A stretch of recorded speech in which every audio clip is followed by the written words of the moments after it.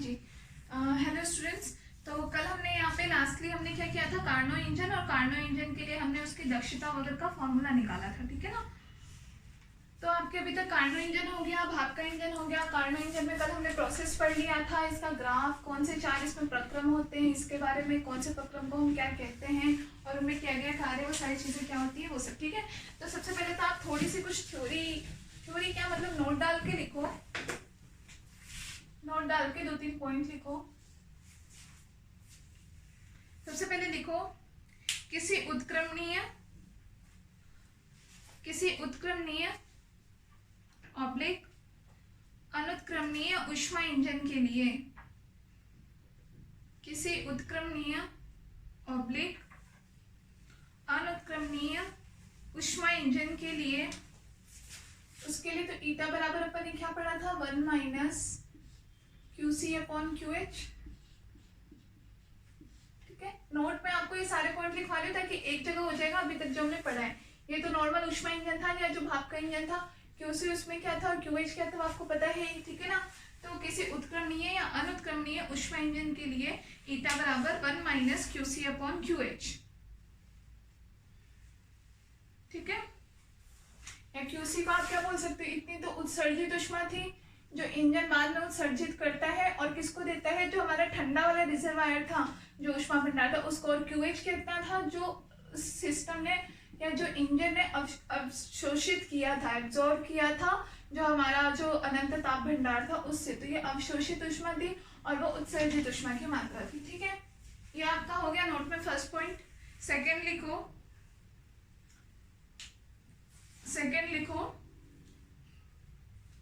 किसी उत्क्रमणीय oblique Karnaugh engine के लिए, किसी उत्क्रमणीय ऑब्लिक कार्नो इंजन के लिए, तो ईटा कार्नोट बराबर हमने क्या पढ़ा,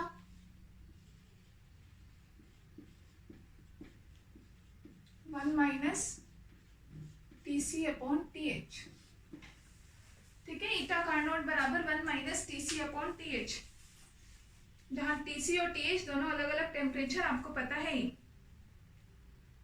ठीक है, लिख लिया। थर्ड पॉइंट लिखो,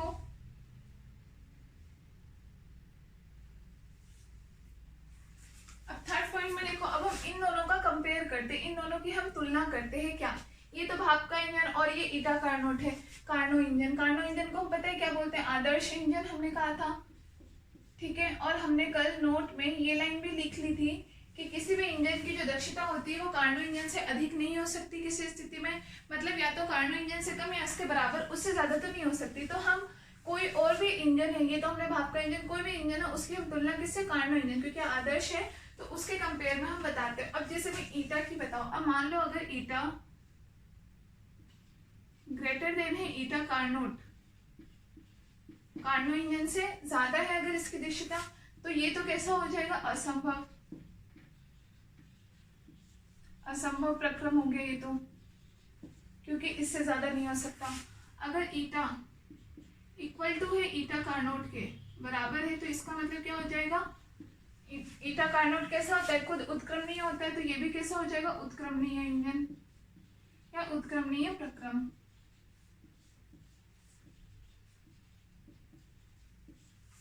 ठीक है। और या फिर ईटा अगर लेस देन हो जाता है ईटा कार्नोट से, इससे कम है, तो कैसा प्रक्रम हो जाएगा, ये अनुत्क्रमणीय प्रक्रम, इरिवर्सिबल या अनुत्क्रमणीय प्रक्रम,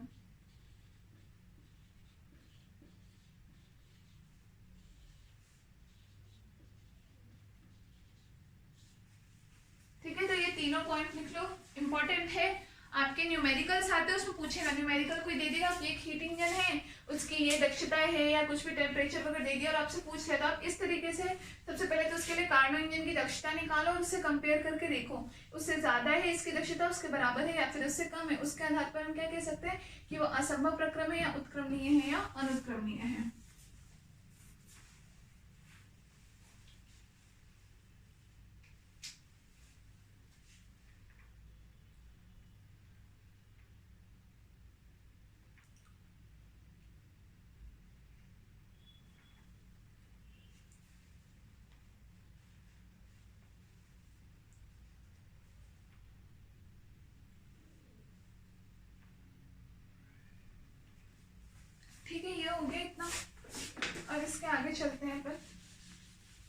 तो ये तो अपन ने क्या कार्नो इंजन की ये एक डेफिनेशन दी थी। अब कार्नो इंजन की क्या एक और फॉर्मूला भी इसका होता है, ठीक है। वो फॉर्मूला भी आपके न्यूमेरिकल्स वगैरह में यूज में आता है, उस पर आपके एग्जाम में न्यूमेरिकल वगैरह आए हुए भी हैं एक दो बार, अभी हम करेंगे भी उनको। तो देखो क्या होता है, तो अभी जब हमने कल जब इसके प्रक्रम के बारे में पढ़े थे कि इसके प्रक्रम जो 4 प्रक्रम होते हैं, तो उसमें आपको ध्यान हो तो हमारे पास वॉल्यूम और टेम्परेचर आयतन और ताप के बीच में हमारे पास 2 इक्वेशन आई थी। एक जो हमारी इक्वेशन 2 और इक्वेशन 3 थी, आप लोग पीछे पलट के देख लो, इक्वेशन 2 और इक्वेशन 3 जो हमारी थी, तो एक में तो हमारे पास क्या आया था TH/Tc बराबर V3/V2 की पावर गामा-1। ये इक्वेशन आई थी हमारे पास एक TH/Tc बराबर V3/V2 की पावर गामा-1, ठीक है। अब चाहो तो जहां पे आपने ये इक्वेशन लिखी थी वहीं पे ये चीज भी लिख लो जो मैं लिखने जा रही हूँ। ये हमारे पास समीकरण आया था। अब यहाँ से क्या है, मैं V3/V2 का मान भी निकाल सकती हूँ। तो V3/V2 बराबर क्या हो जाएगा, TH/Tc इसकी घात कितना 1/गामा-1, TH/Tc की घात 1/गामा-1, ठीक है। ये जो होता है वॉल्यूम में, जो दोनों के वॉल्यूम में, आपको पता है 3 और 2 कौन सा प्रोसेस था, मैं आपको शॉर्ट में, आप लोग पीछे देख लो अपने, ये जो आपने जो चारों प्रक्रम बनाए थे, तो उसमें हमने क्या लिया था, 1 2 3 और 4 ये था। तो 3 और 2 का जो रेशियो है वो इन दोनों का है, ये 2 का और ये 3 का रेशियो। ये हमारे कितने TH टेम्परेचर पर था और ये जो हमारा ग्राफ था ये TC टेम्परेचर पर था, ठीक है ना। तो इन दोनों का रेशियो हमने ये दिया है। इसको हम क्या बोलते हैं, बराबर हम इसको रो से हम इसको प्रदर्शित करते हैं, रो से, या फिर इधर लिख लो बराबर रो। हम इस अनुपात को रो कह सकते हैं। रो किसका अनुपात है, ये वाला जो आपका प्रकरण था ये किसको प्रदर्शित कर रहा था, रुद्धोष्म प्रसार को प्रदर्शित कर रहा था। रुद्धोष्म प्रसार था ना, ये तो हमारा समतापी था प्रसार, और ये रुद्धोष्म प्रसार था। तो इस अनुपात को हम क्या बोल सकते हैं, रुद्धोष्म प्रसार अनुपात,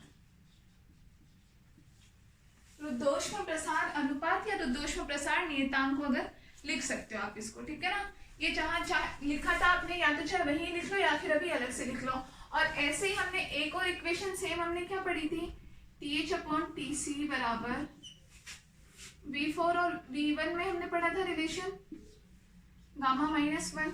ये 4 और 1 इन दोनों के लिए पढ़ा था। तो यहाँ से भी हम V4/V1 का मान निकाल सकते हैं, बराबर क्या हो जाएगा, TH/Tc की पावर 1/गामा-1। इसको भी आप रो से प्रदर्शित कर सकते हो, लेकिन यहाँ पे क्या हो जाएगा रो, ये हमारा कौन सा प्रक्रम था, रुद्धोष्म संकुचन प्रक्रम था हमारा। तो ये आपका क्या हो जाएगा, रुद्धोष्म संकुचन प्रसार हो जाएगा, रुद्धोष्म संकुचन अनुपात।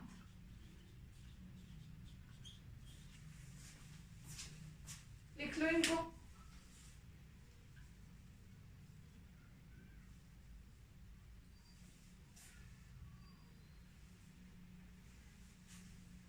ठीक है, ये दोनों जैसे वहीं पे लिख लेना जहाँ पे आपने ये समीकरण लिखी थी, ये रिलेशन आपने लिखा था, उसके नीचे ये भी लिख लेना कि यहाँ से हम V3/V2 का मान भी निकाल सकते हैं, इसको हम ये कहते हैं, और यहाँ से भी निकाल सकते हैं, ठीक है। अब जो हम उसका दूसरा जो हम डेफिनेशन लिखने जा रहे हैं, सॉरी दूसरा जो हम फॉर्मूला निकालने जा रहे हैं, किसका, कार्नो इंजन की दक्षता का। तो कार्नो इंजन की दक्षता का भी हमने क्या सूत्र पढ़ा है, 1 - TC/TH होता है। हमारे पास किसका मान है, TH/Tc का मान है। अभी इससे पहले जो मैंने मिटा दिया, रुद्धोष्म प्रसार वाला जो हमने पढ़ा था, वहां पे हमने क्या पढ़ा था अभी, TH/Tc बराबर V3/V2 की पावर गामा-1 के बराबर। यहाँ मुझे क्या चाहिए, इसको मैं क्या बोल रही थी, या फिर V3/V2 मैंने निकाला, तो वो TH/Tc की पावर क्या था, 1/गामा-1 के बराबर था, और इसको हम बोल रहे थे रो के बराबर। ये तो TH/Tc का अनुपात है। मेरे पास यहाँ क्या है, TH/Tc, तो TH/Tc क्या हो गया, इसका जस्ट इनवर्स हो जाएगा, इसका उल्टा 1 - 1/रो, और पावर 1/गामा-1, इसका उल्टा क्या हो जाएगा, मतलब गामा-1 ईटा बराबर। तो ये एक और फॉर्मूला होता है आपके कार्नो इंजन की दक्षता का, तो कार्नो इंजन की दक्षता का ही है, लेकिन ये फॉर्मूला कब लगाना है, जब आपका ये जो रो है रुद्धोष्म प्रसार अनुपात जब ये दे रखा हो तब आपको ये फॉर्मूला लगाना पड़ेगा। ठीक है, रुद्धोष्म प्रसार अनुपात जब ये आपको क्वेश्चन में दे रखा और तब अगर आपसे कार्नो इंजन की दक्षता पूछी गई हो तो आप ये वाला फॉर्मूला लगाओगे। उसके अलावा अगर आपसे टेम्परेचर ही दे रखा हो, दो अलग अलग हमें उष्मा का ताप दे रखा हो उष्मा भंडार का, तो हम ये फॉर्मूला लगाएंगे। ठीक है ना, तो ये दोनों एक और इसमें फॉर्मूला ऐड कर लो।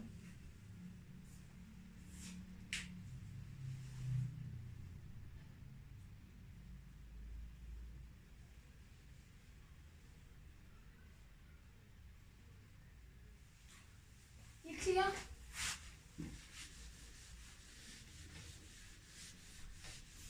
अब देखो, सबसे पहले अभी हमने नोट में जो हमने 3 शर्तें लिखी थी कि कार्नो इंजन से दूसरे इंजन की दक्षता ज्यादा हो तो, उसके बराबर हो तो, या उससे कम हो तो क्या क्या होता है, उत्क्रमणीय होगा, अनुत्क्रमणीय होगा या फिर असंभव प्रक्रिया होगी। ठीक है ना, तो उसके लिए सबसे पहले हम क्या है, एक एग्जाम्पल लेते हैं। एग्जाम्पल या फिर एक क्वेश्चन ही मान लो, क्वेश्चन है लेकिन इसको हम देखते हैं सबसे पहले कि किस प्रकार से इनमें तीनों में परिवर्तन होगा। ठीक है, तो देखो हम यहाँ पे 3 अलग अलग इंजन, 3 अलग अलग कंडीशन ले लेते हैं।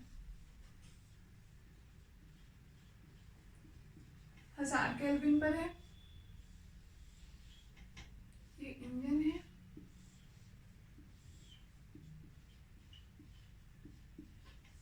ये 500 केल्विन पर है, ताप दे रखा है इन दोनों का। ठीक है, दूसरा हमने ले लिया, ताप का मान हमने सेम रखा है,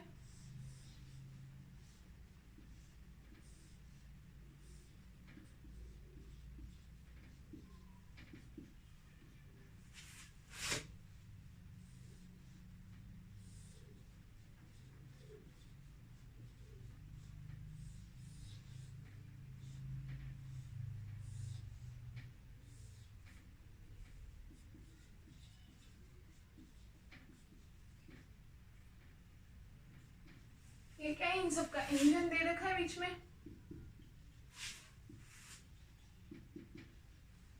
इंजन। ठीक है, 3 अलग अलग हमने ये इंजन बता रखे हैं।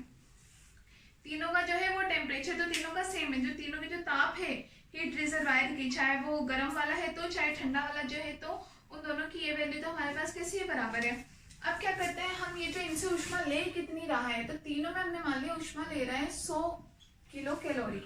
ठीक है, ये भी 100 किलो कैलोरी और ये भी 100 किलो कैलोरी। अभी किलो कैलोरी ये तो यूनिट है, इसके लिए से मत बोलना, हिंदी में बताओ, ये यूनिट है, ये ऐसे ही रहती है। 100 किलो कैलोरी इसने ले लिया। ठीक है, जो देने वाली उष्मा है, अब हम ये मानते हैं तीनों के द्वारा, इंजन के द्वारा किया गया कार्य क्या है, अलग अलग है, तो तीनों अलग अलग जो उष्मा की मात्रा है वो तो यूज में लेंगे, और तीनों में जो एक्स्ट्रा बची हुई उष्मा होगी या जो उष्मा वो उत्सर्जित करेंगे उनका मान क्या होगा, तीनों में ही अलग अलग होगा। तो अलग अलग हम इसमें ऐसे मान लेते हैं कि इसने तो कितनी दे दी, 50 किलो कैलोरी, इसने दे दी 75 किलो कैलोरी और इसने 25 किलो कैलोरी। क्वेश्चन कैसे करोगे, अब आपसे मान लो ये एक तरीके से क्वेश्चन दे दिया और पूछ लिया कि इन तीनों के लिए दक्षता निकालो, या ये बताओ कि किसके द्वारा जो दक्षता है, किस इंजन की दक्षता उत्क्रमणीय है या वो प्रक्रम उत्क्रमणीय है, अनुत्क्रमणीय है या असंभव है, ये चीज आपसे पूछ ले, तो ये आपका क्वेश्चन है। पहले तो इसको नोट कर लो आप लोग।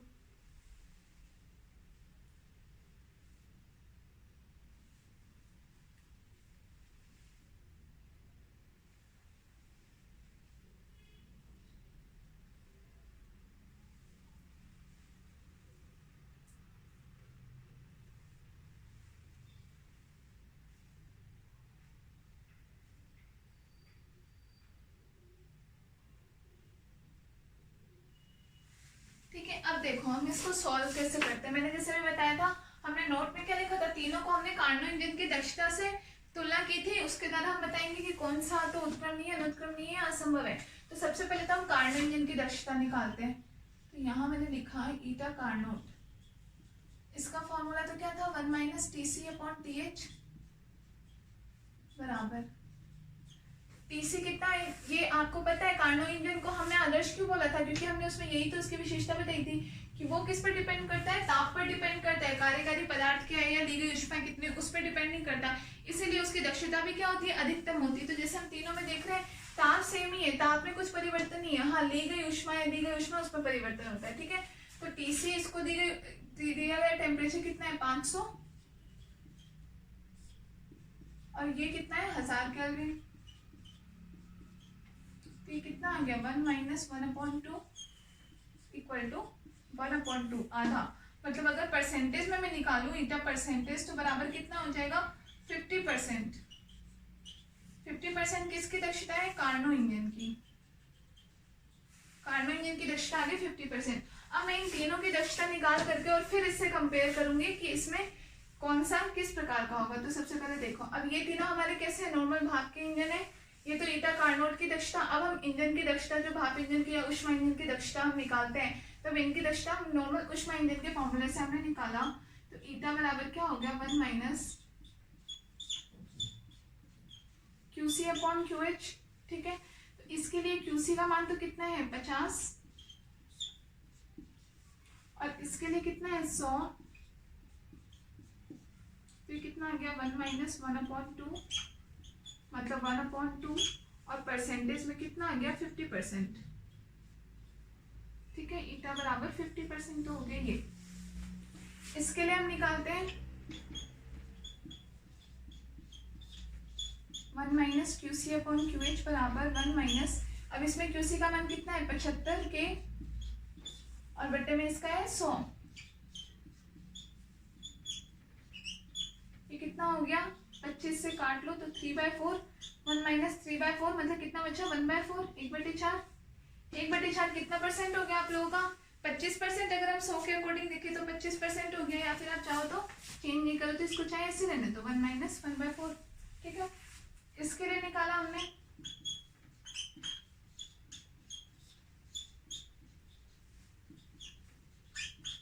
QC का मान इसमें कितना है 25 और ये है 100।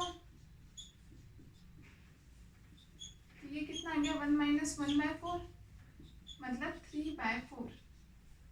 ये आ गई तीनों के ईटा की अलग अलग वैल्यू। अब इन तीनों ईटा की ये जो है हमारे ऊष्मा इंजन की दक्षता और ये कार्नो इंजन की दक्षता, इससे कंपेयर करके देखो। तो इसके लिए हमारे पास दक्षता कितनी आई है 1/2, इसके लिए भी 1/2, ये इसके बराबर है। मतलब इसके लिए तो कंडीशन क्या हो रही है ईटा बराबर ईटा कार्नोट हो रहा है। ईटा बराबर ईटा कार्नोट मतलब ये कैसा इंजन हो जाएगा उत्क्रमणीय। अभी हमने कंडीशन पढ़ी थी तो ये तो हो गया उत्क्रमणीय। इसके लिए देखो, इसके लिए कितना है ईटा बराबर 1/4 जबकि इसका है 1/2, तो इससे कम आ रहा है। इससे कम आने का मतलब ये कैसा हो गया, इसके लिए ईटा जो है वो लेस देन है ईटा कार्नोट से, उससे कम है, तो ये कैसा हो गया अनुत्क्रमणीय।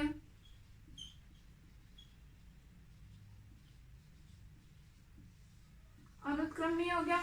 और जबकि यहाँ पे ईटा है 3/4, इसका है 1/2, तो ये ईटा ईटा कार्नोट से भी ज्यादा आ रहा है, जो कि क्या होता है संभव नहीं है। तो ये कैसा हो गया असंभव।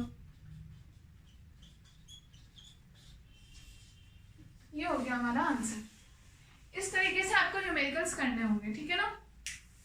ऐसे ही आपको ऊष्मा इनमें ताप और ये ऊष्मा वगैरह इनकी वैल्यू जो है वो अलग अलग वो चेंज कर देंगे।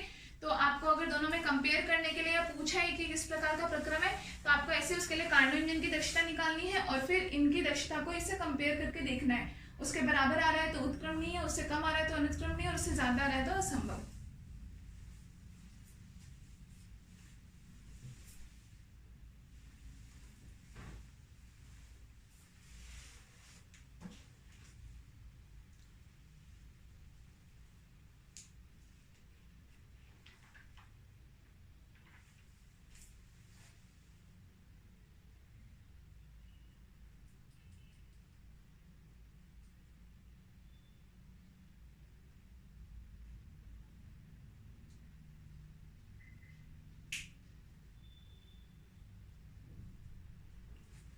ठीक है, तो ये आपका एक एग्जांपल हो गया।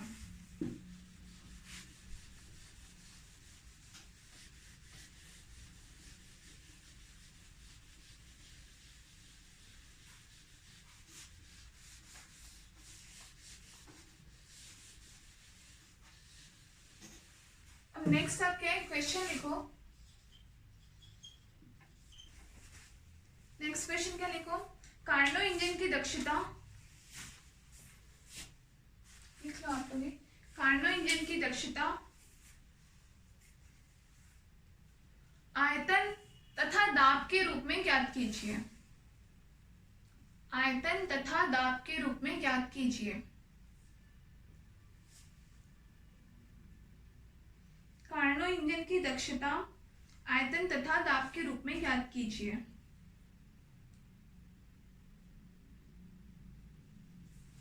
ठीक है, हो गया। तो अभी तक क्योंकि हम कैसे लिखते थे, कार्नो इंजन की दक्षता का फॉर्मूला ये होता था 1 - Tc/Th, मतलब ताप के रूप में होता था। अब हमें क्या कह रहे हैं, वो दाब और आयतन के रूप में आप पता करो। तो सबसे पहले तो हम क्या करते हैं, इसको आयतन के रूप में,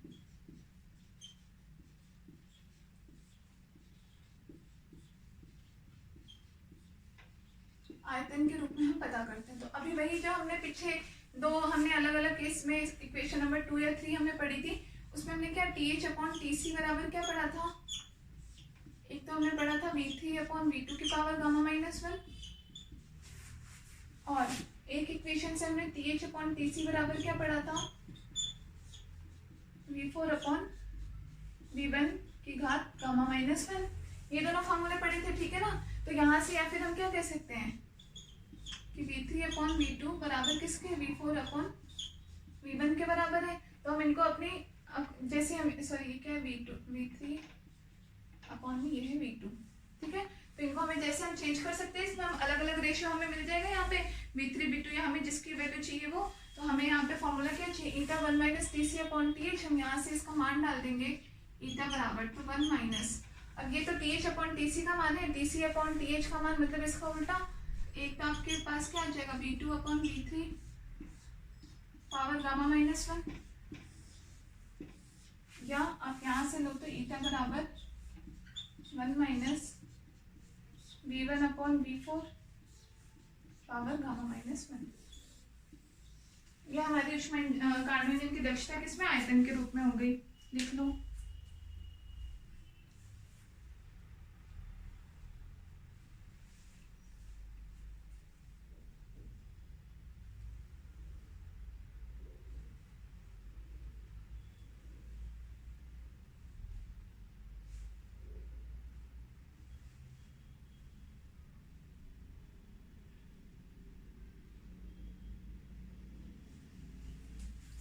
ठीक है, ये हो गई दाब के रूप में। अब ऐसे ही हम अगला हमसे क्या पूछा है, दाब के सॉरी ये आयतन के रूप में हो गई, अगला हम किस में निकालेंगे, दाब के रूप में।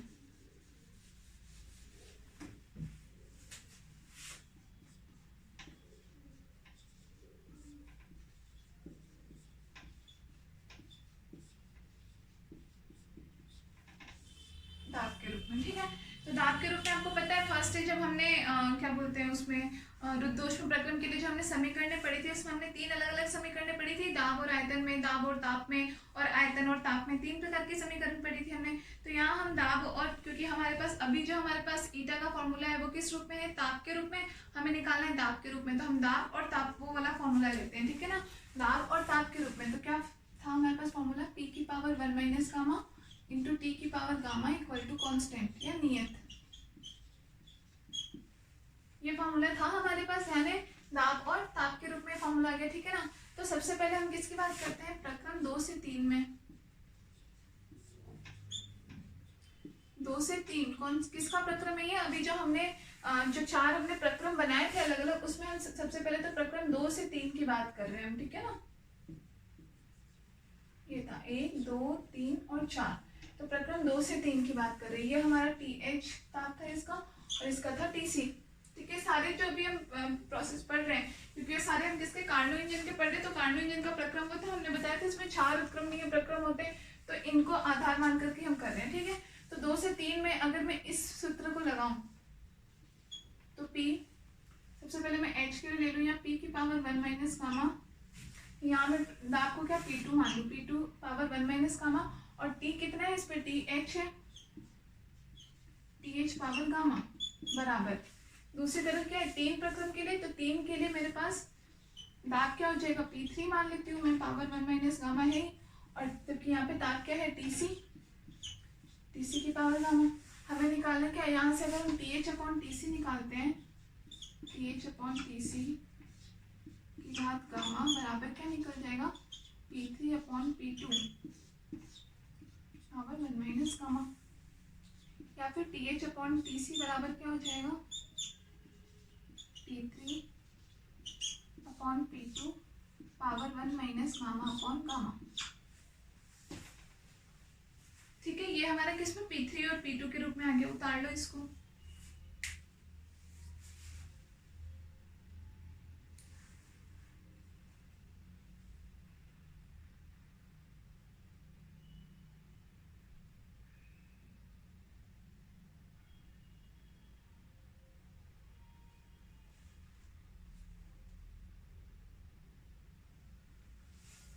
ठीक है, ये हो गया।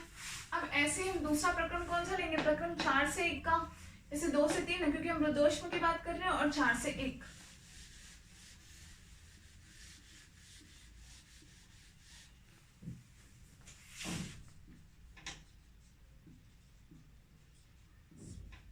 प्रकरण 4 से 1 में इसी सूत्र को हम लगाएंगे। तो यहाँ पे तो हमारा दाब क्या हो जाएगा, P4 पावर 1 माइनस गामा, और यहाँ पे जबकि ताप क्या है, TC पावर गामा बराबर 1 पे हो जाएगा P1 पावर 1 माइनस गामा और TH पावर गामा। तो यहाँ से अगर हम TH अपॉन TC निकालेंगे बराबर आ जाएगा P4 upon P1 power 1 minus gamma, या फिर TH अपॉन TC बराबर P4 अपॉन में P1 power 1 minus gamma upon gamma. ठीक है, एक सूत्र हमारे पास हो गया ये। इससे पहले सूत्र आया था हमारे पास, तो अभी जबकि ईटा का फॉर्मूला हमारे पास क्या होता है, 1 माइनस TC अपॉन TH। तो यहाँ हम क्या करते हैं, दोनों ही मान रख सकते हैं बराबर 1 माइनस TC अपॉन TH का मान अगर मैं यहाँ से रख दूँ तब तो मैं इसको क्या लिख सकती हूँ, P2 अपॉन में P3 power 1 minus gamma upon gamma. एक फॉर्मूला तो हो जाएगा मेरे पास ये। या फिर दूसरा, अगर मैं TC अपॉन TH का मान इस समीकरण से लिख दूं तो ईटा बराबर क्या हो जाएगा, 1 माइनस P1 अपॉन P4 की power 1 minus gamma upon gamma. तो ये दो हमारे पास समीकरण हो गए। और यहाँ से एक और संबंध हमारे पास क्या आ गया कि P2 अपॉन P3 बराबर P1 अपॉन P4। जैसे आयतन में रिलेशन आया था वैसे ही हमारे पास दाब में भी रिलेशन आ गया। ठीक है, तो ये हो गया हमारे पास कार्नो इंजन की दक्षता दाब और आयतन के रूप में।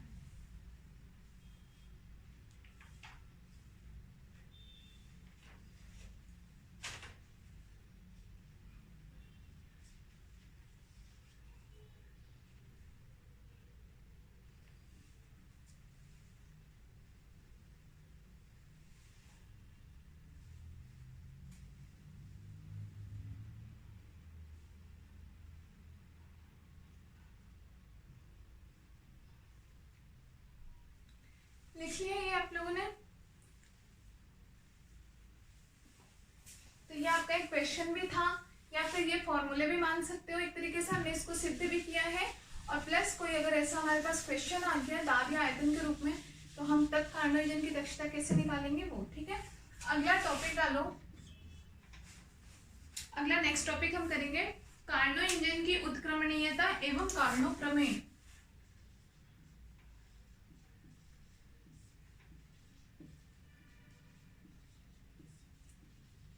कार्नो इंजन की उत्क्रमणीयता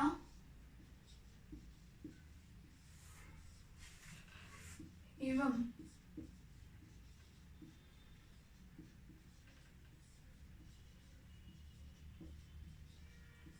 कार्नो प्रमेय। इंपॉर्टेंट है ये, कई बार पूछ लेते हैं कार्नो प्रमेय।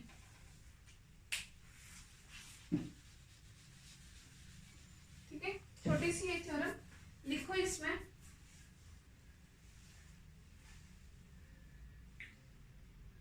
कार्नो प्रमेय के अनुसार, कार्नो प्रमेय के अनुसार व्यापक रूप से व्यापक रूप से दो निर्धारित तापों के बीच व्यापक रूप से दो निर्धारित तापों के बीच कार्य करने वाली सभी उत्क्रमणीय इंजनों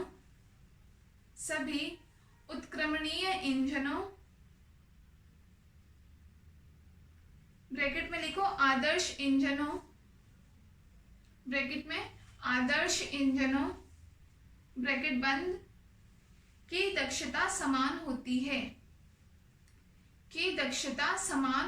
है।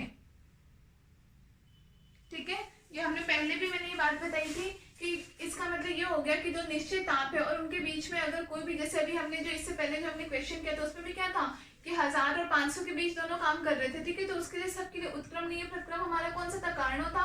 तो कार्नो की जो वैल्यू थी जो हमने निकाला था 50% दक्षता, वो क्या थी, सबके लिए सेम निकली थी क्योंकि सबका टेम्परेचर जो था वो दोनों सेम था। ठीक है, तो वही बातें कह रहा है कि जितने भी उत्क्रमणीय इंजन या फिर आदर्श इंजन है तो उनके लिए दक्षता क्या होगी, समान होगी। ठीक है, नीचे लिखो कार्नो इंजन के विश्लेषण से निष्कर्ष निकलता है कि ब्रैकेट में लिखना ऐसे बोलते हैं इसको कोष्टक। ठीक है, इसमें लिखना निश्चित स्रोत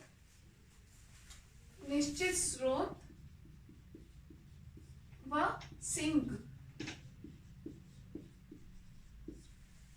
निश्चित स्रोत व सिंक के तापों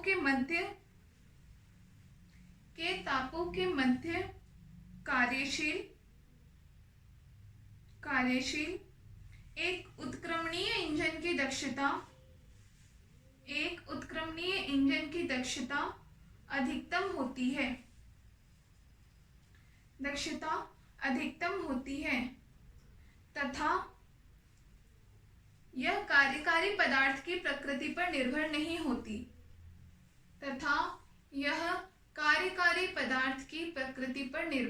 होती। ठीक है, ये भी हमने जब कार्नो इंजन पढ़ा था तब हमने फर्स्ट में ही उसके बारे में 3-4 चीजें लिखी थी। उसमें हमने यही बात लिखी थी कि क्या है कि हम उसका कार्यकारी पदार्थ चाहे कुछ भी ले लें उस पर डिपेंड नहीं करती, किस पे, सिर्फ टेम्परेचर पर, सिर्फ ताप पर निर्भर करती है। ठीक है ना, तो निश्चित स्रोत और सिंक के मध्य कार्यशील एक उत्क्रमणीय इंजन की दक्षता अधिकतम भी होगी एक तो, और दूसरी वह कार्यकारी पदार्थ पर निर्भर नहीं होती। ठीक है, ब्रैकेट बंद, ये ब्रैकेट बंद। नीचे लिखो, नीचे नेक्स्ट लाइन से उपयुक्त कथन कार्नो प्रमेय कहलाता है। उपयुक्त कथन कार्नो प्रमेय कहलाता है। ठीक है, तो ये थी आपके कार्नो थ्योरम। इसके नेक्स्ट लाइन में लिखो कार्नो प्रमेय के दो भाग हैं। कार्नो प्रमेय के दो भाग है, मतलब अभी तो हमने शॉर्ट में बताया, बेसिकली इसमें दो अलग अलग पॉइंट है। पॉइंट फर्स्ट लिखो, कार्नो प्रमेय के दो भाग है, जिसमें फर्स्ट लिखो आप किन्हीं दिए गए दो तापों के बीच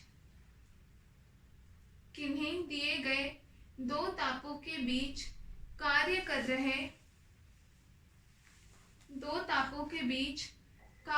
रहे किसी भी ऊष्मा इंजन की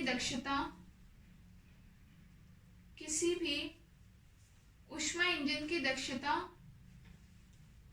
उन्हीं के तापों के बीच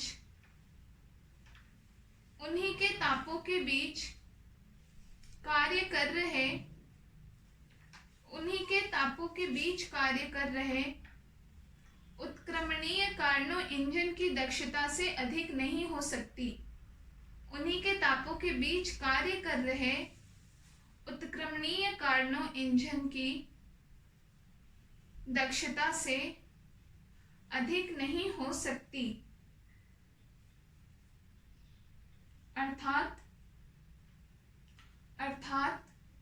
उत्क्रमणीय कार्नो इंजन की दक्षता अधिकतम होती है। अर्थात उत्क्रमणीय कार्नो इंजन की दक्षता अधिकतम होती है। ठीक है, कि कोई भी दो अलग अलग टेम्परेचर के बीच में कोई कार्नो इंजन अगर हमें दे रखा है, टेम्परेचर है, तो उसकी जो दक्षता होगी ना, कार्नो इंजन की दक्षता ही अधिकतम होगी, इससे ज्यादा किसी अन्य इंजन की दक्षता जो है वो नहीं हो सकती। ठीक है, ये तो था हमारा फर्स्ट। इसी का दूसरा पॉइंट लिखो। प्रमेय के दो भाग, पहला भाग हमने ये पढ़ा, अब इसका दूसरा भाग पढ़ो। लिखो, किन्हीं दिए गए दो तापों के बीच, किन्हीं दिए गए दो तापों के बीच कार्य कर रहे, किन्हीं दिए गए दो तापों के बीच कार्य कर रहे सभी उत्क्रमणीय इंजनों की दक्षता, सभी उत्क्रमणीय इंजनों की दक्षता समान होती है। सभी उत्क्रमणीय इंजनों की दक्षता समान होती है, चाहे कार्यकारी द्रव्य की प्रकृति कुछ भी हो। चाहे कार्यकारी द्रव्य, जो कार्यकारी पदार्थ हम कहते हैं, या कार्यकारी द्रव्य की प्रकृति कुछ भी हो, मतलब सबसे हाईएस्ट जो दक्षता होगी, सबसे अधिकतम दक्षता, वो तो कार्नो इंजन की होगी। चाहे आप उसमें कार्यकारी पदार्थ कुछ भी डाल दो, वो उस पर निर्भर नहीं करेगा, सिर्फ किस पे, ताप पे डिपेंड करता है। तो ये थी हमारी कार्नो थ्योरम, कई बार एग्जाम्स में आ जाती है ये। तो इसमें ये दो पॉइंट है, इन दोनों पॉइंट को कंप्लीटली आपको लिखना होगा। ठीक, समझ में आ गई? कुछ खास है नहीं, वैसे देखने में लगता है एक ही पॉइंट है, लेकिन एक्चुअली इसमें दो पॉइंट है, इसलिए दोनों का अलग अलग और पूरा अच्छे से लिखना है। अब चलो नेक्स्ट एक क्वेश्चन लिख लो। अब अपन ये टॉपिक अपना हो गया कंप्लीट, भाप इंजन और प्लस कार्नो इंजन, ये कंप्लीट अपना हो गया पूरा। कार्नो प्रमेय अपन ने पढ़ ली, ये सारी चीजें हो गई अपनी। अब अपन नेक्स्ट है, इन पे थोड़े बहुत अपन क्वेश्चन कैसे आते हैं आपके एग्जाम्स में, कैसे आए न्यूमेरिकल्स आते हैं इस पे, तो दो चार अपन न्यूमेरिकल्स कर लेते हैं। ठीक है, तो सबसे पहले क्वेश्चन लिखो।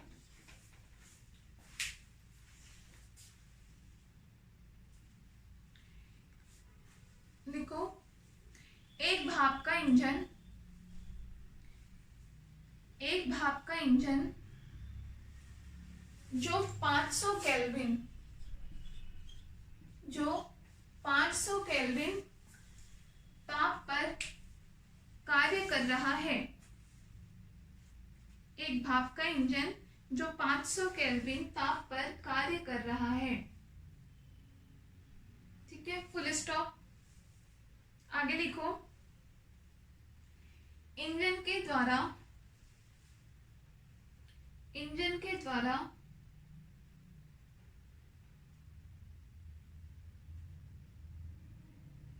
कार्यकारी पदार्थ को जलाकर,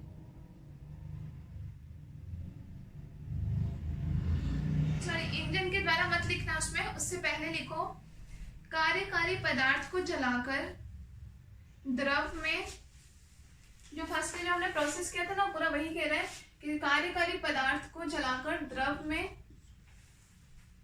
द्रव में तत्पश्चात भाप में परिवर्तित किया जाता है। तत्पश्चात भाप में परिवर्तित किया जाता है, परिवर्तित किया जाता है, तथा उस भाप के द्वारा, उस भाप के द्वारा इंजन पर कार्य किया जाता है, या इंजन द्वारा कार्य किया जाता है। उस भाप के द्वारा इंजन पर कार्य किया जाता है। ठीक है, फुल स्टॉप। यहां तक का समझ में आ गया? अब जो कोल्ड रिजर्वायर, अब कोल्ड रिजर्वायर को हिंदी में क्या बोलोगे? जो नीचे वाला जो अपना रिजर्वायर होता है जिसका टेम्परेचर TC होता है, उसको या तो आप ये लिख लो, शीतल उष्मा भंडार लिख लो। ठंडा होता है ना, उससे उष्मा भंडार तो होता ही है। तो लिखो, शीतल उष्मा भंडार का तापमान, शीतल उष्मा भंडार का तापमान लगभग 300 केल्विन है। लगभग 300 केल्विन दिया गया है।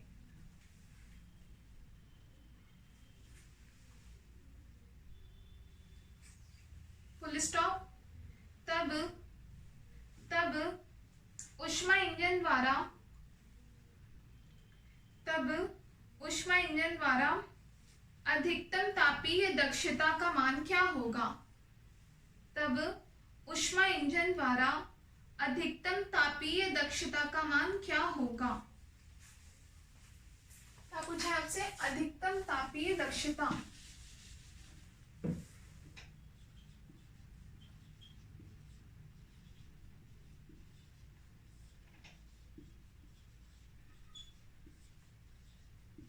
दक्षता का मान क्या होगा? मतलब आपसे एक तरह से क्या पूछा है? ईटा पूछा है, दक्षता ईटा बराबर हमसे पूछा है। अब देखो सबसे मेन बात कि हम इसको पहचाने कैसे कि ये कौन सा इंजन है। तो आपसे क्योंकि क्या बोला है? अधिकतम तापीय दक्षता। अधिकतम तो किसकी होती है? कार्नो इंजन की।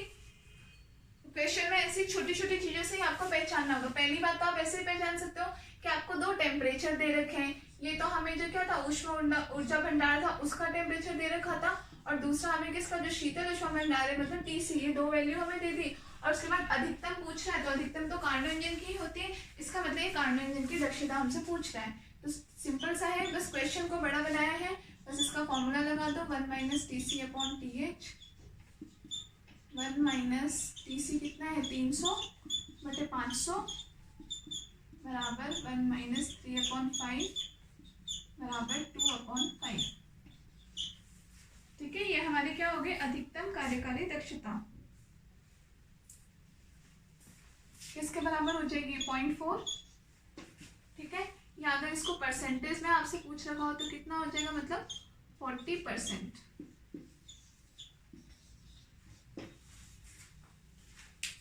ये हो गया हमारा आंसर। ठीक है, तो ये तो बहुत इजी सा क्वेश्चन था। ऐसे इजी टाइप के क्वेश्चन भी पूछ लिए जाते हैं कई बार, बिल्कुल सीधे सीधे से। ठीक है ना।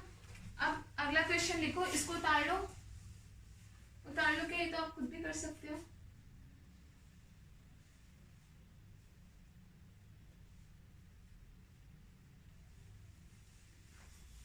ठीक है, अब नेक्स्ट क्वेश्चन लिखो।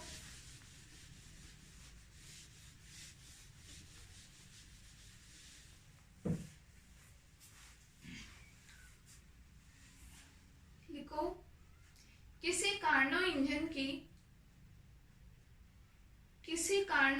की अधिकतम सैद्धांतिक दक्षता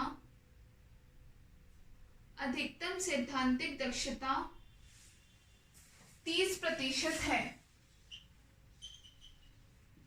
मतलब अपने क्या, कार्नो इंजन की दक्षता और कितनी प्रतिशत में दे रखी है? 30%।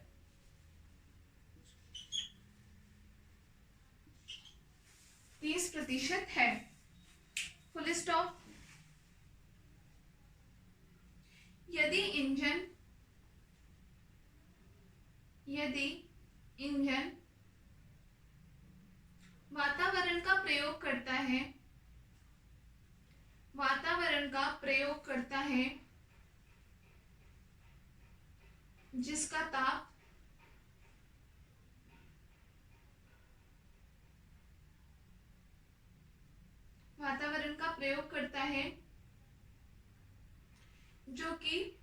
जिसका ताप वो काट देना, उससे पहले लिखना, यदि इंजन वातावरण का प्रयोग करता है जो कि शीतल ऊष्मा भंडार है, जिसका ताप 300 केल्विन है, जिसका ताप 300 केल्विन है, तो तब गर्म ऊष्मा भंडार के, या हीट रिजर्वायर हम जिसको कहते हैं, तो तब गर्म ऊष्मा भंडार का ताप ज्ञात कीजिए। तब गर्म ऊष्मा भंडार का ताप ज्ञात कीजिए।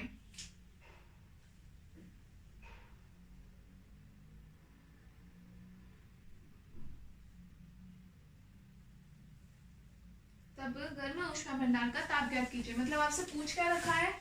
TH। अब यहाँ पे आपको क्या दे दिया? दक्षता तो उसने दे दी, TC दे दिया, और TH पूछ लिया। सिंपल सा है, कार्नो इंजन दे रखा है, आपको पता है, ये तो इजी सा है ये। तो देखो फॉर्मूला क्या होता है? ईटा कार्नोट बराबर 1 - TC अपॉन TH। या यहाँ से मैं T C upon T H बराबर क्या लिख सकती हूँ, 1 माइनस ईटा कार्नोट। ठीक है, हमें तो क्या टी एच निकालना है, तो टी एच बराबर यहाँ से क्या हो जाएगा, मतलब सॉरी टी एच बराबर क्या हो जाएगा, टी सी बटा 1 माइनस ईटा कार्नोट। ये हमने किसका, टी एच का फॉर्मूला निकाल लिया इस फॉर्मूले से, हमारे ईटा कार्नोट से। अब बस यहाँ मान तो है, मान सारे रख दो। टी एच बराबर टी सी कितना दे रखा है आपको, 300 केल्विन। ताप की मात्रक होता है केल्विन, ठीक है ना। 1 माइनस ईटा कार्नोट इंजन की दक्षता 30% दे रखी है, तो प्रतिशत को हम वैसे चेंज करें तो 30% बिंदा कितना हो गया, 0.3। बस इसको सॉल्व कर लो, 300 अपॉन 0.7 क्या आ जाएगा बताओ, यह आएगा आपका लगभग 429 केल्विन। या इसको और सॉल्व कर लेना, जो भी हो, ये हो जाएगा आपका टी एच।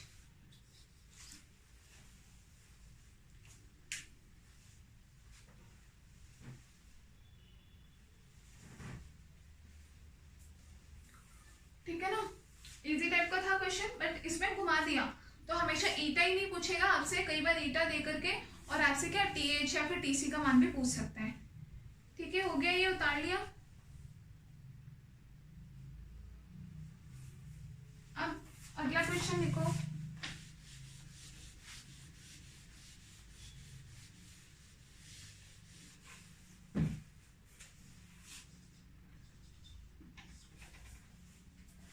अगला क्वेश्चन लिखो, एक उत्क्रमणीय कार्नो इंजन, एक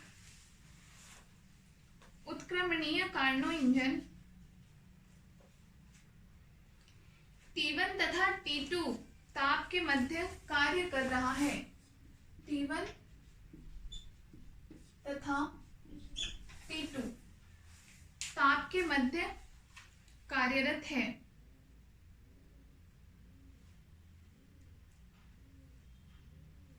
T1 तथा T2 ताप के मध्य कार्यरत है, जहां ब्रैकेट में लिखना T2 ग्रेटर देन है T1। T2 का टेम्परेचर ज्यादा है, मतलब एक तरह से T2 हमें क्या प्रदर्शित कर रहा है, TH ही है। ज्यादा टेम्परेचर TH का होता है, और T1 इसका मतलब क्या है हमारा TC। ये तो बताया है, ये मत लिखना, लेकिन ये लिखना T2 greater than T1।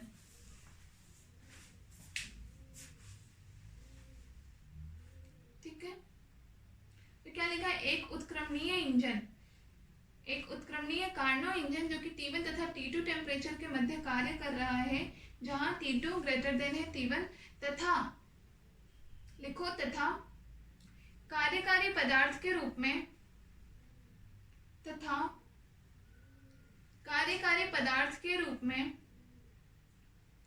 Photon gas का प्रयोग किया गया है। फोटोन गैस का प्रयोग किया गया है, तब इंजन की दक्षता क्या होगी, तब इंजन की दक्षता क्या होगी।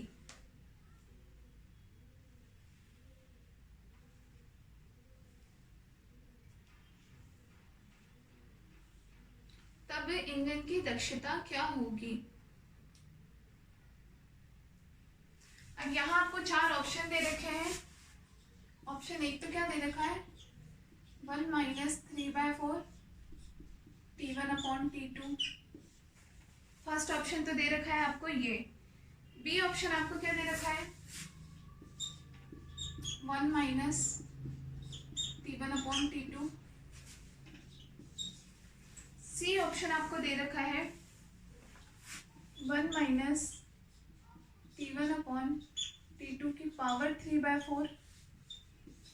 या फिर फोर्थ आपको दे रखा है 1 माइनस T1 अपॉन T2 की पावर 4/3।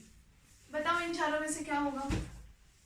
कार्नो इंजन की दक्षता, एक सिंपल सा क्वेश्चन पूछा है। कार्नो इंजन है, T1 T2 दो टेम्परेचर के बीच में कार्य कर रहा है, कार्यकारी पदार्थ के रूप में फोटोन गैस को लिया गया है, तो कार्नो इंजन की दक्षता बताओ, बताओ कौन सा होगा।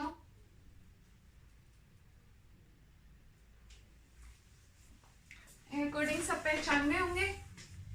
राइट ऑप्शन कौन सा होगा, बी, क्योंकि हमारे पास क्या होता है फॉर्मूला 1 - TC/TH, और यहाँ मैंने पहले ही बताया T2 > T1 दे रखा है, मतलब T2 किसको प्रदर्शित कर रहा है, TH को, और T1 किसको प्रदर्शित कर रहा है, TC को।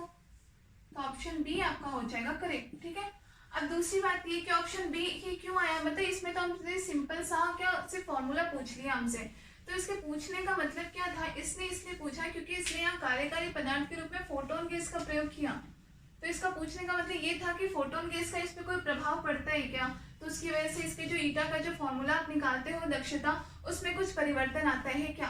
लेकिन अभी हमने क्या पढ़ा है, अभी हमने पढ़ा कि कार्यकारी पदार्थ पर निर्भर नहीं करता, कार्नो इंजन की दक्षता जो होती है वो केवल ताप पर निर्भर करती है, जिन दो तापों के मध्य में वो कार्य कर रहा है, जबकि कार्यकारी पदार्थ आप कुछ भी लो उस पर निर्भर नहीं करता। तो इसलिए हमें यहाँ सीधे पता है या T1 T2 टेम्परेचर का नाम कुछ भी दे सकता है, तो आप कंफ्यूज मत होना, बस इससे पहचाना ही आपको दे देगा दोनों में से बड़ा कौन सा है छोटा कौन सा है, तो उससे आप पहचान लोगे कि इसका अंदर छोटा है तो ये TC है और ये बड़ा है तो ये TH है, तो आपका ऑप्शन हो जाएगा बी। तो इसमें लिखो, पहले सॉल्यूशन में लिखो, चूंकि हमें ज्ञात है कि कार्नो इंजन की दक्षता केवल ताप पर निर्भर करती है, ना कि कार्यकारी पदार्थ की प्रकृति पर, अतः ईटा बराबर 1 - T1/T2 हो जाएगा, राइट ऑप्शन हो जाएगा हमारा बी।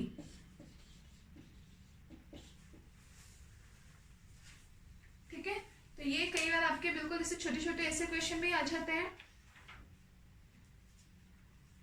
अब लिखो एक और क्वेश्चन लिखो, ये आपके अब जो क्वेश्चन करवा रही हूँ वो आपके आया हुआ भी है राजस्थान बोर्ड, सॉरी ये राजस्थान यूनिवर्सिटी में।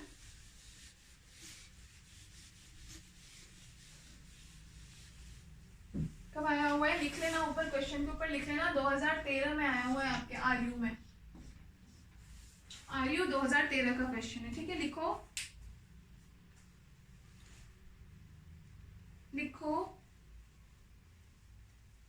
एक कार्नो इंजन की दक्षता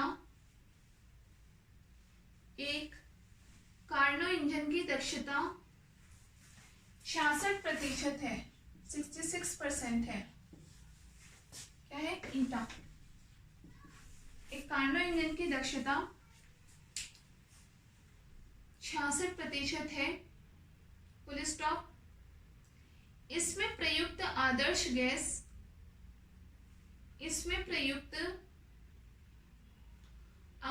गैस ब्रैकेट में लिखना, गामा आपको दे रखा है 1.5, गामा अभी तक हम पढ़ते थे ना, टी की पावर गामा, पी की पावर 1 - गामा, वो वाला, तो गामा का मान यहाँ दे रखा है आपको 1.5, इसको ब्रैकेट में लिख लेना। इसमें प्रयुक्त आदर्श गैस ब्रैकेट में लिखना, गामा बराबर 1.5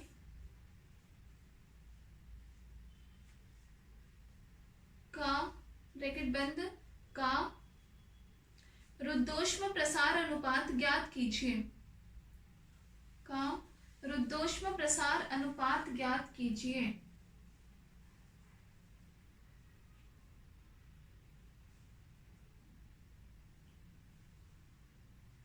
रुद्धोष्म प्रसार अनुपात ज्ञात कीजिए।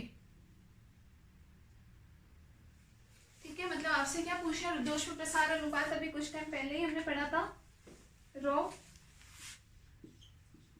आपसे यहाँ पे पूछ दिया है, और जबकि आपको क्या दक्षता ईटा बराबर आपको दे दिया हुआ है यहाँ पे, तो यहाँ पे आप फॉर्मूला तो कौन सा लगाओगे। सबसे पहले तो देखो हम क्या करते हैं, ये हमें दे रखा है 66%, तो हम इसको बदल लेते हैं, हम इसको क्या लिख सकते हैं, प्रतिशत है, 66/100 लिख सकते हैं हम इसको 0.66, ठीक है, ये हो गया। अब हमारे पास ईटा का फॉर्मूला क्या होता है, 1 - 1/ρ पावर गामा -1, यही हमने अभी पढ़ा था इसका सूत्र कुछ टाइम पहले। ये फॉर्मूला हमें लगाना है और रो का मान हमसे पूछा है, जबकि रो ये ईटा हमें दे रखा है, तो इसका मान क्या है 66/100, मान रख देंगे हम यहाँ पे 1 - 1/ρ, गामा का मान दे रखा है 1.5 -1 बराबर कितना हो जाएगा, ये 1 - 1/ρ,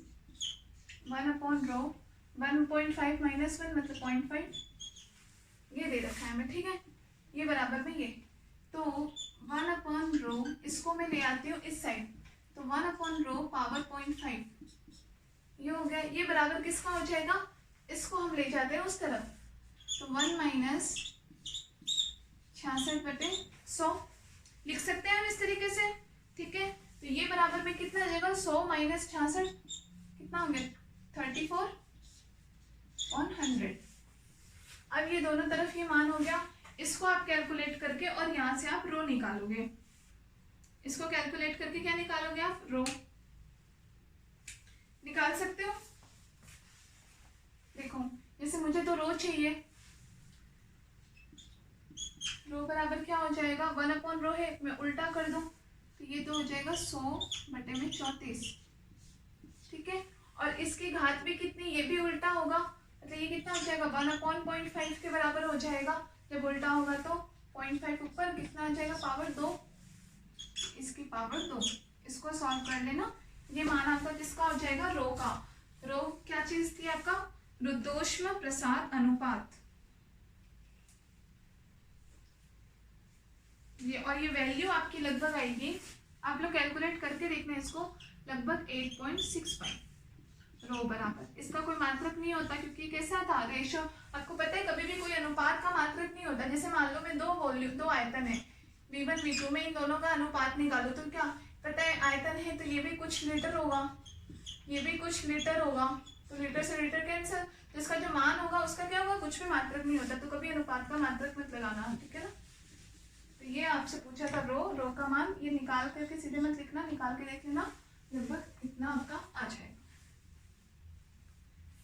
तो ये आपका 2013 में आया हुआ क्वेश्चन है, आरयू का ही,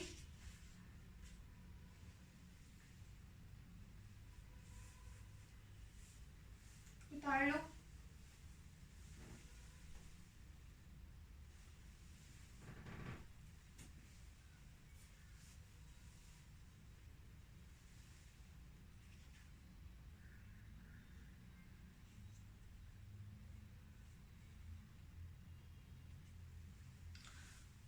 कर लिया, अब एक और क्वेश्चन करो।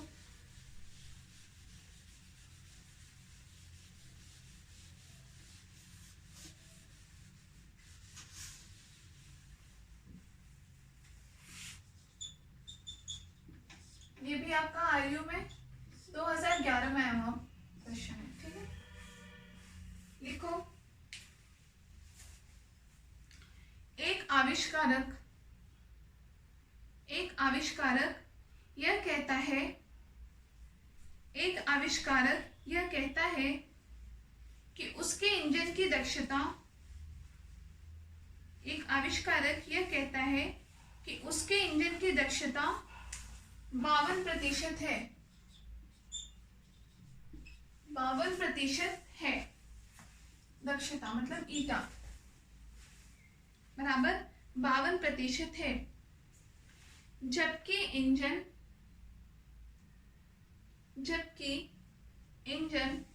600 केल्विन तथा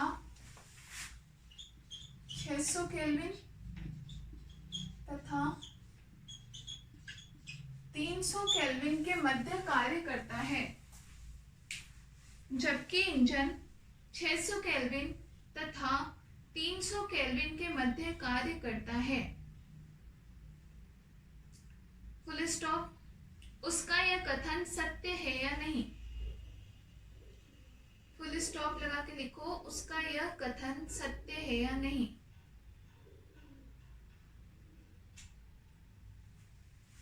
ठीक है, सकते हैं या नहीं, क्वेश्चन मार्क लगाना लास्ट में, ठीक है ना। तो ये क्वेश्चन कैसा हो गया, मैंने शुरू में ही जो एग्जांपल दिया था 3 का वैसा हो गया कि आपको क्या दे दी, आविष्कारक ने खुद का जो उसका इंजन था जो भी रहा हो उसकी दक्षता हमें दे दी, और हमें ये बताया कि जबकि आविष्कारक का इंजन की दक्षता तो उसने बता दी 52%, और उसने बोला कि जबकि एक इंजन जो है वो 600 और 300 केल्विन इन दो तापों के मध्य में कार्य कर रहा है। तो आपको पता है इन दोनों का टेम्परेचर फिक्स दे रखा है, इसका मतलब ये कौन सा होगा, हमारे कार्नो इंजन होगा। और कार्नो इंजन के लिए ये हमें दे रखा है क्या, अधिक टेम्परेचर दे रखा है, तो ये इसका मतलब TH दे रखा है, और ये कम, इसका मतलब ये TC दे रखा है। तो हमें क्या करना है, इसके तो इतना है, हमें कार्नो इंजन की दक्षता निकालनी है और फिर इन दोनों में तुलना करके देखनी है कि ये सही बोल रहे हैं या नहीं। तो इसके लिए आप कार्नो इंजन की दक्षता का फॉर्मूला लगाओ, ईटा कार्नोट बराबर 1 minus TC upon TH, 1 minus 300/600 बराबर 1 माइनस 1/2, मतलब 1/2, मतलब कितना आ गया 50%। तो 50% तो कितना आता है, कार्नो इंजन की दक्षता आ रही है यहाँ पे 50%, और जबकि इसने खुद के इंजन की दक्षता कितनी दे रखी है 52%, मतलब कि कार्नो इंजन से भी अधिक। और हमें पता है किसी इंजन की दक्षता कार्नो इंजन से अधिक नहीं हो सकती। तो जब ईटा ग्रेटर देन ईटा कार्नोट हमने पढ़ा था, तो इस स्थिति में हमने क्या पढ़ा था कि यह प्रक्रम कैसा हो जाएगा, असंभव होता है। इसका मतलब हम क्या कह सकते हैं कि ये जो वैज्ञानिक का कथन उन्होंने पूछा था सत्य है या नहीं, तो इनका कथन कैसा है, असत्य है, मतलब सही नहीं है, क्योंकि ये खुद के इंजन की दक्षता तो 52% बता रहे हैं, जबकि कार्नो इंजन, इन्होंने जो कार्नो इंजन के लिए हमें कंडीशन बताई है उसकी दक्षता 50% आ रही है। तो किसी इंजन की दक्षता कार्नो इंजन से अधिक नहीं हो सकती, इसलिए इनका कथन कैसा है, असत्य है। लिख लो। ऐसे क्वेश्चन आप लोग के न्यूमेरिकल्स जो आते हैं BSc लेवल पे छोटे छोटे आते हैं, बहुत ज्यादा कोई हार्ड एंड फास्ट नहीं आते, लेकिन हाँ ध्यान से करना होता है।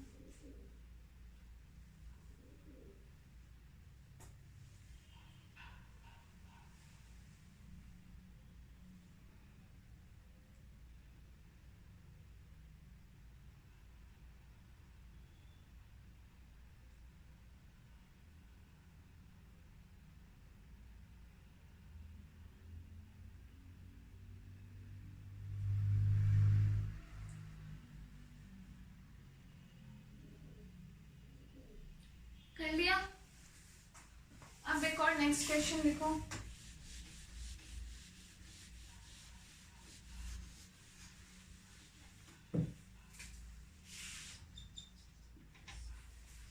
नेक्स्ट क्वेश्चन लिखो, ये भी आपके राजस्थान 2012 में आया हुआ है। लिखो, किसी कार्नो इंजन की दक्षता 50% है, मतलब ईटा कार्नोट बराबर कितना दे रखा है, 50%। किसी कार्नो इंजन की दक्षता 50% है, फुल स्टॉप। इसके सिंक का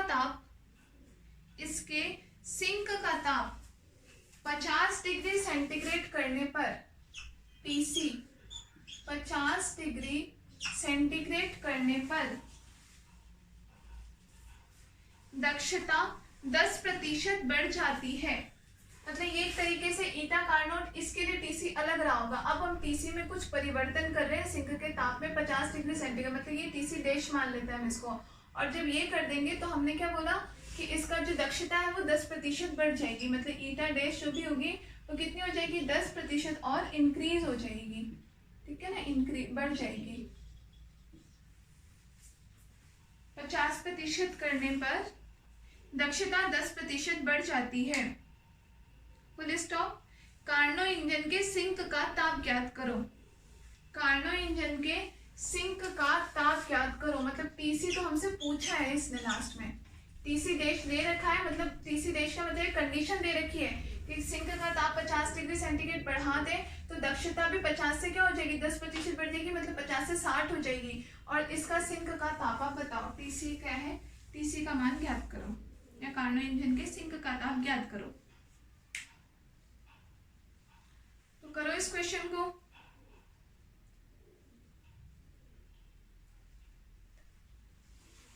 करने का ट्राई करो।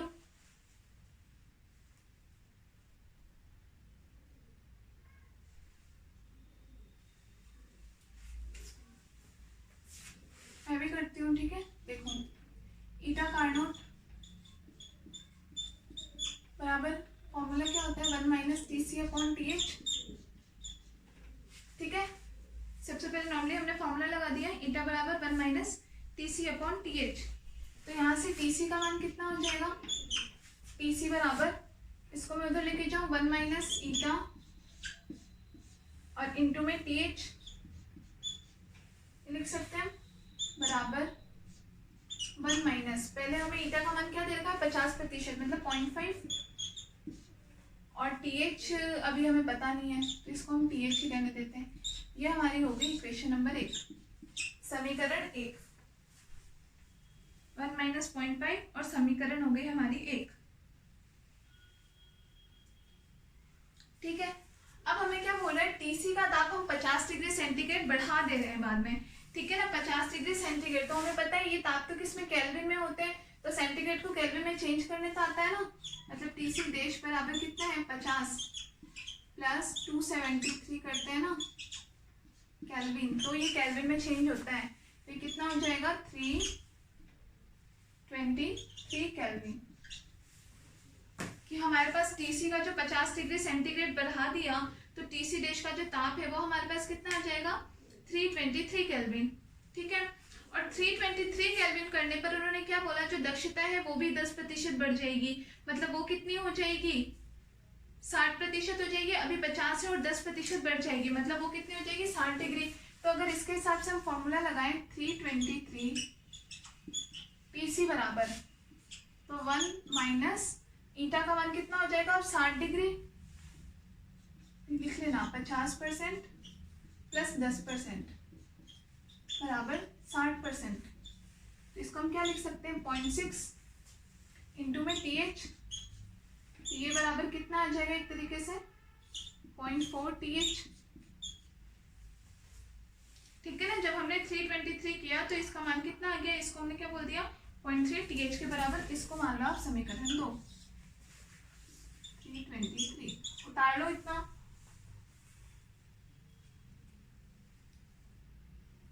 उतार लो।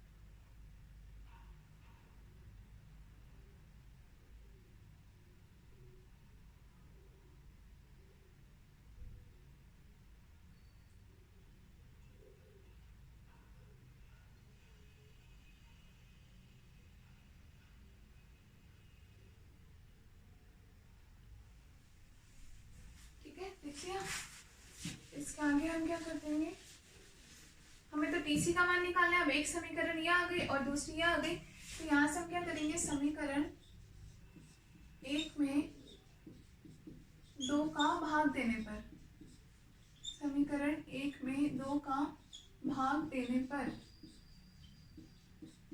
क्या हो जाएगा, टीसी बटे में 323 बराबर, यहाँ 1 माइनस 0.5 मतलब 0.5 टी एच, और यहाँ पे कितना आ रहा है 0.4 टी एच, टी एच से टी एच कट गया, तो टीसी बराबर कितना आ गया 323 प्लस 0.5 बटे में 0.4। ठीक है, तो बस इसको आप सॉल्व कर लेना कितना आता है, और वो हमारा हो जाएगा टीसी का ताप।